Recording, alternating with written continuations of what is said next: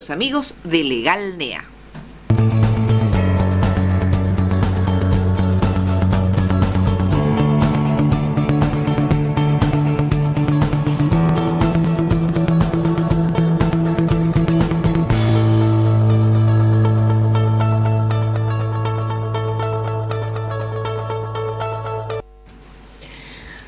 Ahí está, ya están en los estudios el doctor José María González y el doctor Carlos Maciel. ¿Cómo les va? Bienvenidos. Buenos días, ¿cómo están? ¿Cómo han pasado su día? Bien, trabajando un poquito. Nos cambiamos el asueto del martes por el del viernes a la tarde nomás. Entonces nos acicalamos todos para la fiesta. No, se preparan todos para llegar. Nos preparamos para la fiesta el viernes a la noche. Entonces, ¿me van a llevar? Sí, por supuesto, ya está reservado el lugar, hay una silla, dice doctora Cristina Solís. Ahí está, bueno, feliz día presencialmente, si bien todos nos hemos saludado en algún momento. ¿Por qué es el Día del Abogado? Bueno, hay que recordar a alguien muy importante, no solo para los abogados, sino para los periodistas también, que bueno, fue Juan Bautista Alberdi, digamos, que a través de uno de sus escritos, las bases y puntos de partida para la organización de la República Argentina, bueno, sentó las bases de lo que hoy es nuestra Constitución Nacional. La Confederación de Abogados del país estableció que el 29 de agosto sea el Día del Abogado. Pero yo creo que trasciende incluso la profesión de abogado, la vida y obra de Alberdi, ¿no es cierto? Mira, ¿qué sienten? Yo nunca les pregunté esto, así que vamos a hacer... Está abierto el consultorio inmobiliario, en un rato vamos a empezar a contestar preguntas en relación a todo lo que quieran saber. Cada vez que hablamos de lo que tiene que ver con propiedades, con alquileres, con compra, con venta, un montón de situaciones que se las plantean por ahí. Hay casos que son muy específicos y para los cuales faltarían datos, pero en general se puede hablar un poquito de cuáles son las precauciones, los recaudos, las cosas a tener en cuenta. Pero ¿por qué eligieron ser abogado? ¿Usted, Maciel? Yo la verdad que no lo tenía muy claro. Tengo una hermana que es abogada, mi madre trabajó en la justicia, pero hay algo de que la palabra misma ahí la lleva, ¿no es cierto?, que es abogar, o sea, no es solo defender, sino decir por otro, y en parte es la función también del abogado, interpretar las leyes y traducirlas y hacer como nexo. Pero bueno, realmente hoy en día me doy cuenta de lo importante de la profesión, pero en su momento la verdad que no sé. Era casi por una inercia familiar. Claro. ¿Pero hace cuánto ya que... ¿Próximo a los 25 años de ejercicio profesional? No, pero bueno, esa pregunta sería interesante a José María, que cumplió 25 años. Hubo una entrega de reconocimientos a los profesionales de 25 años de ejercicio. Sí, efectivamente sí. Cumplimos 25 años y bueno, con ello también los 25 años de funcionamiento de este proyecto, que es una realidad ya que es Legal NEA, ¿no? Pero un poco volviendo a la pregunta tuya, en general cuesta a veces encontrar la razón, o cuando uno hace esta pregunta, ¿por qué te decidiste? Bueno, aparecen los dichos, serás lo que debes hacer o serás abogado, etcétera, etcétera.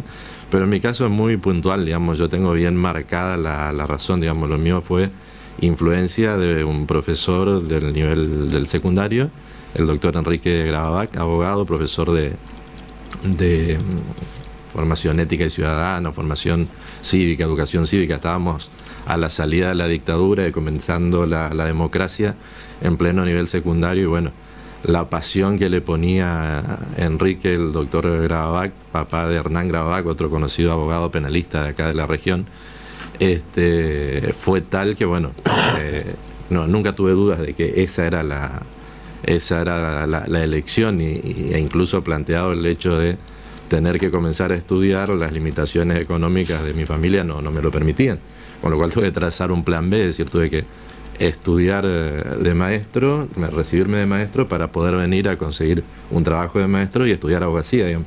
Esa es la historia, pero lo tenía clarísimo, ¿no? Sí. Y para los estudiantes, ¿no?, porque hay muchos estudiantes que eligen abogacía, a la hora de no solo emprender la carrera, sino a la hora de decir a qué me voy a dedicar después, ¿no?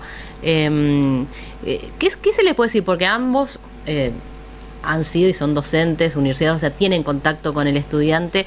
Viste, vos por ahí cuando empezás, por ahí ves en el derecho penal como lo más vistoso, o por ahí decís, no, y, qué sé yo, familia, porque me gusta tal cosa o no me gusta. ¿Cómo se define lo que es la especialización? ¿O se necesita que el abogado sepa de todo primero y después vea en qué es bueno, qué le conviene? ¿Qué es eso? Bueno, es también un tema importante, por esto que planteaba Carlos de su experiencia, lo que nosotros vemos en la facultad también. Yo muchos años di el curso de ingreso, es decir, la primera actividad tenía que ver con preguntarle, bueno, ¿por qué decidiste estudiar abogacía? Y la verdad que las motivaciones son de las más diversas, ¿no?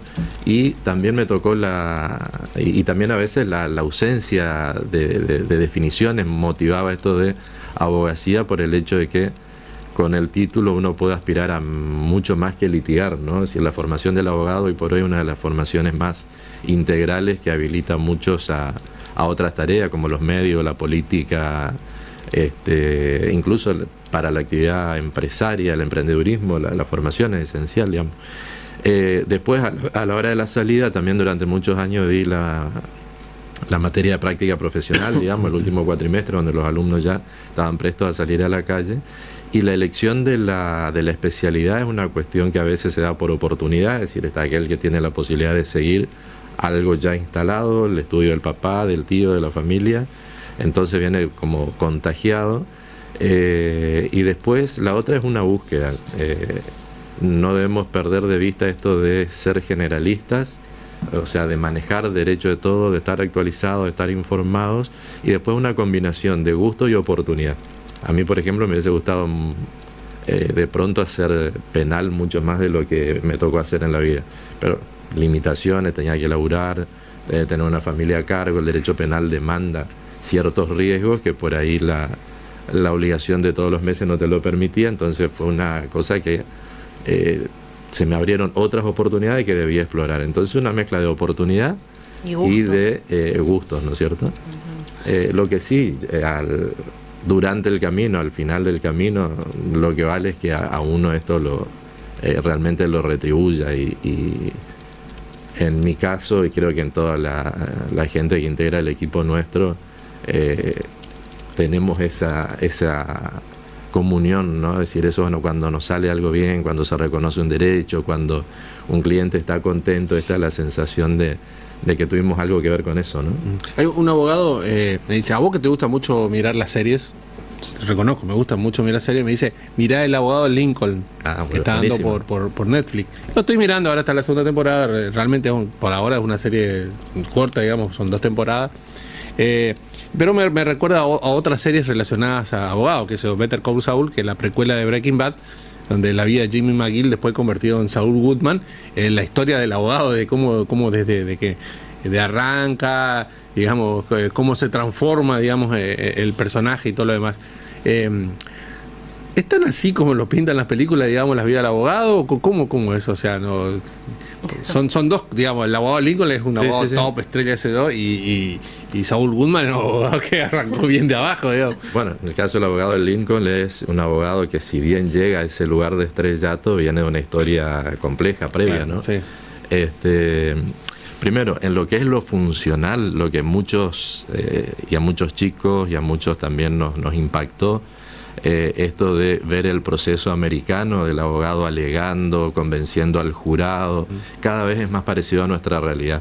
Entonces, muchas veces antes nos frustrábamos porque íbamos con esa motivación, y cuando veníamos a la práctica, no, todo lleno de papeles, escritos, no le veías nunca al juez, tenías que estar convenciéndole a tu cliente nada más, porque tu cliente no tenía opciones de ir al tribunal, etcétera. Hoy es cada vez más parecido al sistema, entonces al que se sienta motivado por eso, nuestra vida actual es muy parecido a eso. Y lo que tiene de interesante es que uno se despierta cada día sin un plan prácticamente. Lo único que está fijado son las audiencias, que sí o sí uno tiene que estar, pero uno abre la puerta del estudio y no sabe cuál es el caso que va a entrar, cuál es la consulta que va a entrar o qué va a tener que resolver en ese día, más allá de llevar las causas, ¿verdad? Entonces es una profesión muy dinámica, así como se ve en las series, donde es dura porque los abogados no tenemos licencia. Una clienta me reclamaba la semana pasada la falta de respuesta de otro colega que me había dicho que estaba enfermo, que no podía contestarnos, que me pedía una semana y ella lo cruzó en la calle, ¿no? Pero si yo lo vi en la calle, le tuve que explicar, los abogados no tenemos licencia. Entonces tenés un plazo de 48 horas, de 3 días, de 5 días, y el día que te vence el plazo, pudo haberte pasado cualquier cosa, puede estar enfermo tu padre, puede estar en una situación de duelo, puedes tener un hijo enfermo, y a vos nadie te perdona si no cumpliste ese plazo. Entonces es una vida que es muy intensa profesionalmente. El otro costado, tratás con las personas y con la problemática de las personas y con las emociones de las personas, entonces conoces todo tipo de personas, no terminás de sorprenderse por las actitudes positivas y negativas, entonces como muy intensa y muy heterogénea, muy variable nuestra vida profesional. Claro, ¿qué es lo que da más placer? ¿Ganarle a otro el juicio? ¿Hacer algo que tenga algún tipo de reconocimiento? ¿Decir algo que sea innovador, que sea diferente? Supongo que es personal a lo que cada uno lo motiva más, o sea, pero en tu caso... Sí, cobrar. Ganar, cobrar. Es un costado real. Y es una cuestión que esa materia no te la enseñan en la facultad, la educación financiera, ¿no es cierto? Y bueno, pero sí, claramente uno si gana un juicio se siente bien. Pero hay algo que todos los abogados en los escritos al final de todo ponemos una frasecita como que proveer de conformidad y será justicia. Digamos, lo que busca el abogado tampoco no es solo ganar, sino, y hoy en día eso está mucho más claro, digamos, lograr una equidad y justicia y solucionar el problema a la gente, porque a veces, y hoy por suerte también, hay muchas herramientas como para llegar al fin buscado sin tener que litigar ni pasar tantos años en un proceso, etcétera.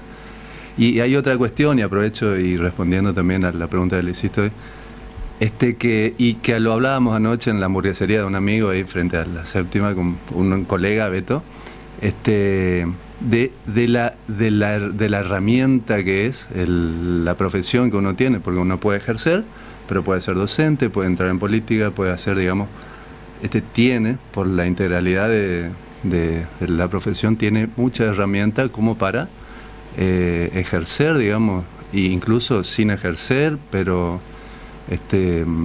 defenderse o utilizar esa herramienta o colgarla también como un cuadro, ¿no es cierto? Bueno, así que cuando hablamos de esto, porque fue el día de hoy, muchas veces hay poco tiempo para hablar de uno y de lo que eligió y de por qué a veces hace lo que hace. Abrimos el consultorio inmobiliario, tenía un mensaje que había llegado más tarde, decía, con todo esto del debate de la ley de alquileres, dice, se me vence el contrato, tengo que renovar, ¿qué hago? Es decir, trato de esperar a que haya una nueva ley, lo renuevo ahora.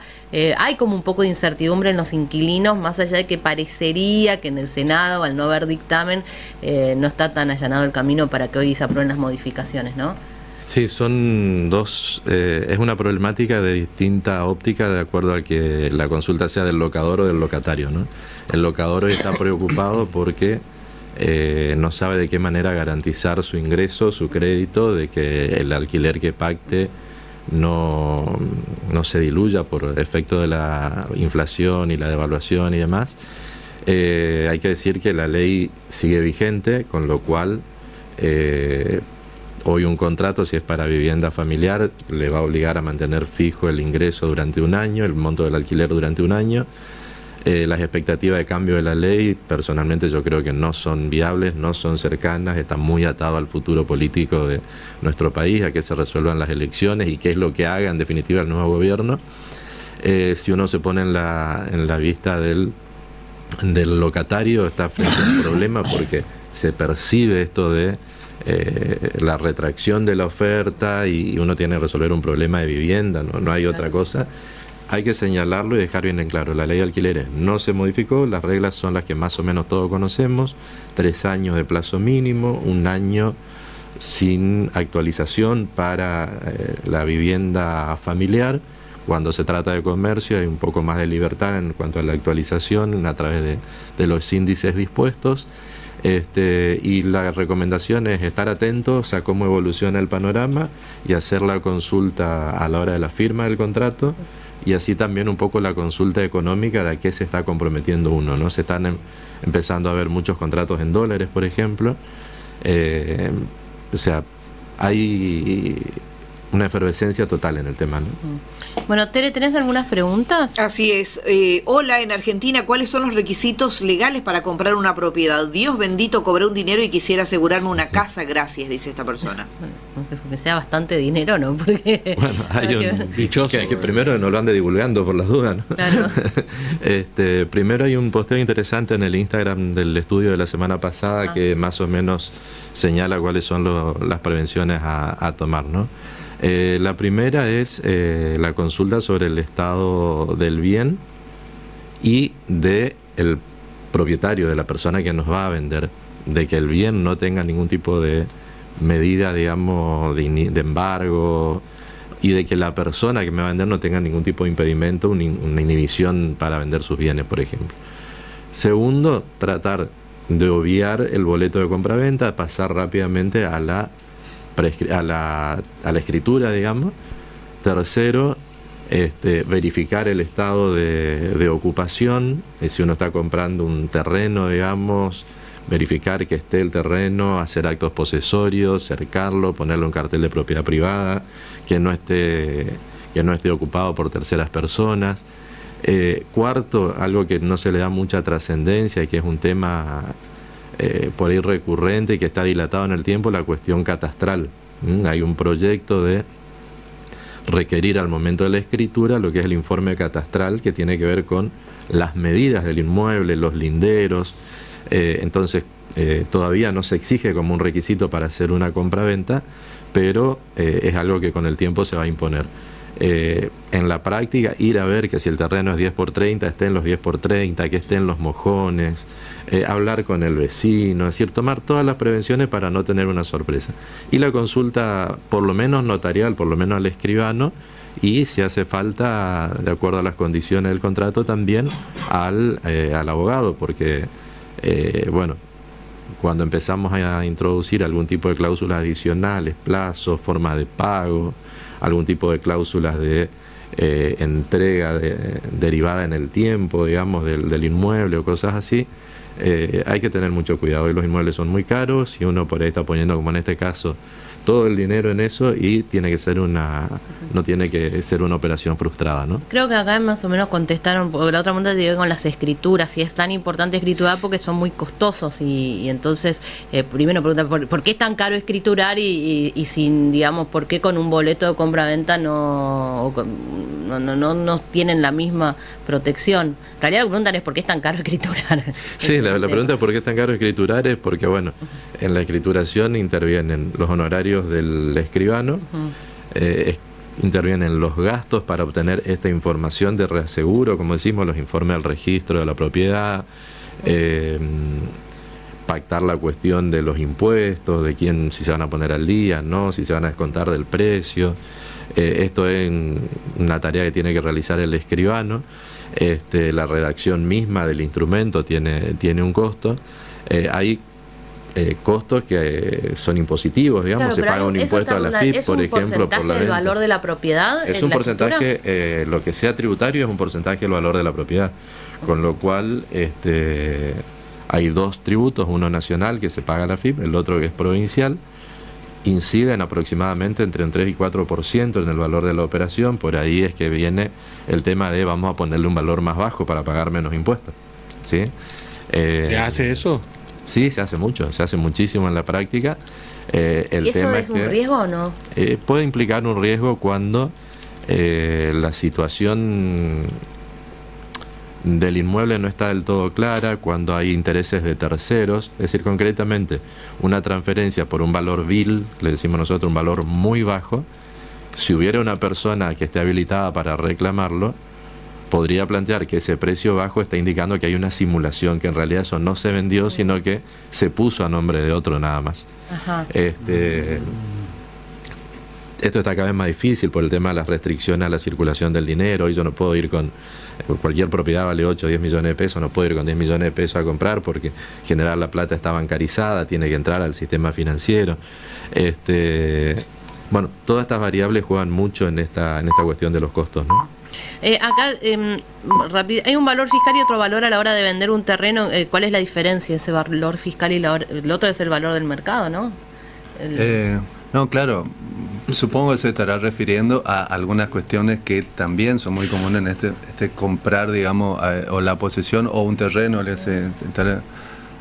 pero el valor fiscal, por ejemplo, cuando pagar los impuestos municipales... inmobiliario te dice ahí una evaluación fiscal. Que nunca coincide con lo que es el valor de mercado. Sí, con el valor de mercado ¿pero también. qué se usa cuando uno...?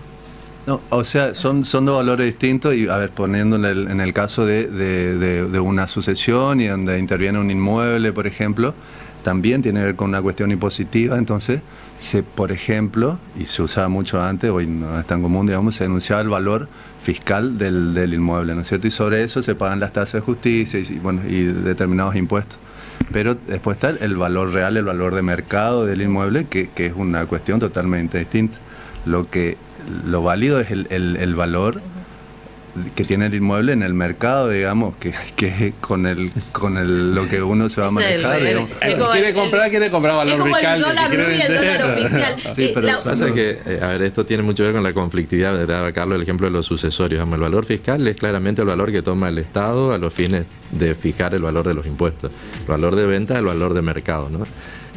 Ahora, en un sucesorio, cuando los herederos están de acuerdo, no hay ningún problema en denunciar el valor fiscal. Entonces, hay un 2,5% de impuesto al sucesorio que hay que abonar. Si yo pongo el valor fiscal, es mucho menos que si yo pongo el valor real. El problema es cuando los herederos están en pugna, están en conflicto respecto de cómo se dividen, entonces discutimos valores reales. Claro. Si presentamos los valores reales al expediente, después voy a tener que tributar en base a eso. Si hay como un acuerdo, se presentan los valores fiscales y los juzgados admiten. Entonces hay sensibles diferencias. La última, medio repito que ya estamos pasados, dicen si se pueden pactar precios de alquileres en dólares hoy por hoy. Sí, en la Argentina los contratos en dólares son válidos. Lo que está regulado es la forma de su cumplimiento, es decir, uno puede entregar los billetes en dólares o la cantidad de dinero necesaria para comprar esos dólares, y ahí viene también una distorsión porque tenemos que ver con cuál de todos los dólares nos manejamos. Pero se puede hacer tranquilamente. Se pueden hacer contratos en dólares, sí. Existen los contratos en dólares. ¿Por eso no zafa con el tema del congelamiento de precios? Lo que pasa es que por eso hay que ver los términos en que está redactado el contrato. Porque si yo exijo que me entreguen dólares billete y la otra persona, el inquilino, por ejemplo, el inquilino no puede acceder, pues solo puede $200, si no entra dentro de ninguna de las restricciones para comprar $200, tiene que salir a comprar en el mercado informal, digamos, y los valores son diferentes. Pero sí, nosotros escuchamos... ¿Ustedes firmarían un contrato en dólares hoy en Argentina? ¿O le recomendarían a un cliente un contrato en dólares? Depende de si es locador, sí, si es locatario, no. Clarito, gracias por venir. Bueno, hasta la semana que viene. Ustedes sabían que Legal NEA tiene una cuenta en Instagram, legal_NEA, para que si se quieren comunicar con ellos, ahí está la cuenta, si quieren seguir la cuenta y enterarse, porque tienen un montón de consejos también sobre el tema. ¿Y saben quién confía en Legal NEA? La familia Lotero. Nos vamos a la pausa, venimos en un ratito, quédense con nosotros, ya estamos.